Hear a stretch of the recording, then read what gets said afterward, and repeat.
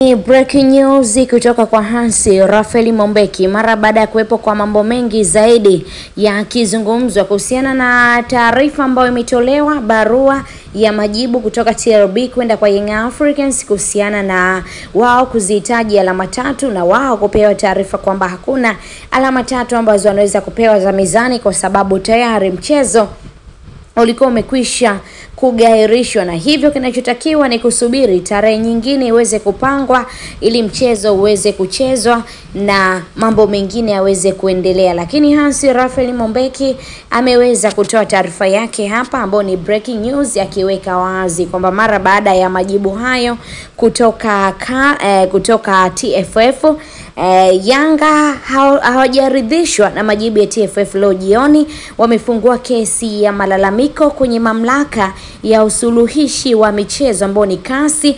Yanga hawana imani na bodi ya ligi na wameshindwa kukubaliana kabisa na majibu ya barua iliyotoka, na hivyo wameamua kusonga mbele kasi ili kudai haki yao. Tayari malalamiko yamepelekwa kasi, kinachosubiriwa ni taratibu kisha kesi hiyo itasikilizwa.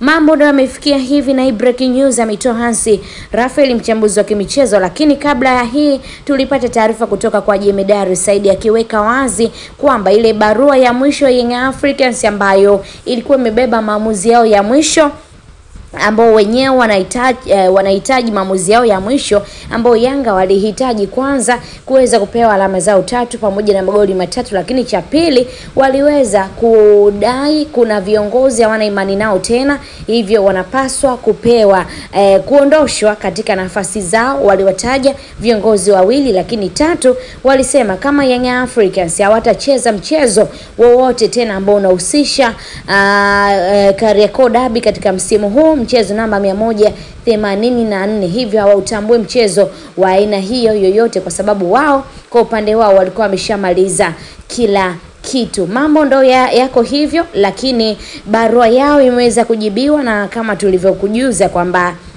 barua ya Yanga imejibiwa leo na TPLB na kuweka wazi kwamba hakuna alama za mizani tatu ambazo wanaweza wakapewa, na kwamba katika barua tarehe 16 Machi 2025 ambayo imetolewa hapo jana, bodi inasema mechi iliahirishwa kwa kufuata kanuni na wala sio kwa sababu Simba waligomea kama ambavyo Yanga walisema. Katika barua hiyo ya bodi yenye kurasa 3 na vipengele 12, bodi imewaambia Yanga mchezo uliahirishwa rasmi saa 8 mchana. Baada ya hapo hakukuwa na taratibu zozote kuhusu mchezo huu ambazo ziliendelea, na kwamba maafisa wote wa mchezo ambao walikuwa wakifanya shughuli za mechi Benjamin Mkapa waliondoka isipokuwa wale wa usalama pekee. Hakukuwa na taratibu zozote za mchezo zilizoendelea kama zinavyoelezwa kwenye kanuni namba 17 ambazo zilifanywa ili kuipatia timu hiyo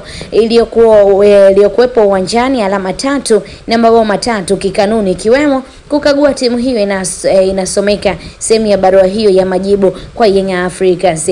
Lakini pia kitu kingine ni kwamba klabu ya Yanga iliambiwa kwamba kwa kanuni za ligi kuu namba 17 kifungu cha 45 haisemi popote kwamba klabu mgeni inapaswa kuwasiliana na wadau wengine ili kutimiza takwa la kanuni, ila wao kwenda kufanya mazoezi kwenye uwanja utakaochezwa mechi. Imesomeka barua hivyo ya bodi ya ligi ambayo ni TPLB.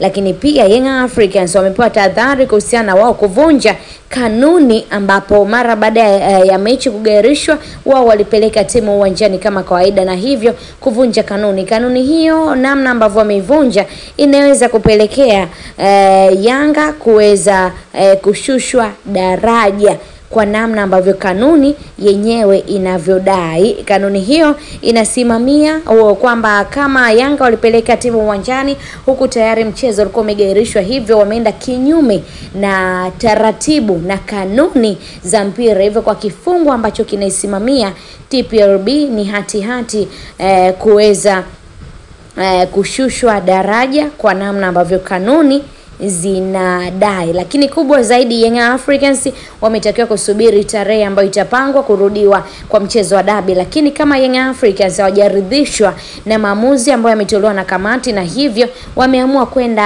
hatua za mbele zaidi ambayo ni kasi, na wameenda kupeleka mashtaka yao huko ili yaweze kufanyiwa kazi, kwa sababu hadi sasa Young Africans hawana imani tena na bodi ya ligi na hawajakubaliana na maamuzi ambayo yameweza kutolewa na TFF, na hivyo kwao wameamua kupeleka kwenye mahakama ya usuluhishi wa michezo ambao ni kasi, na kusubiri nini hasa kitenda kutokea, kwa sababu kama Yanga hawana imani na bodi ya ligi na wameshindwa kukubaliana kabisa na majibu ya barua iliyotolewa, na hivyo wameamua kusonga hatua za mbele. Kinachosubiriwa sasa ni taratibu za kesi kusikilizwa. Mambo ndio yamekuwa hivyo mengi zaidi, lakini kubwa ambalo liliibuka ni kuhusiana na kauli ya Rais Karia. Kila mmoja aliipokea na kuizungumza kivyake, namna ambavyo ameweza kuipokea kauli hiyo, ikionekana kukerwa, watu wengi wakikerwa na hiyo kauli ambayo imetolewa na Rais wa Shirikisho la Mpira wa Miguu Tanzania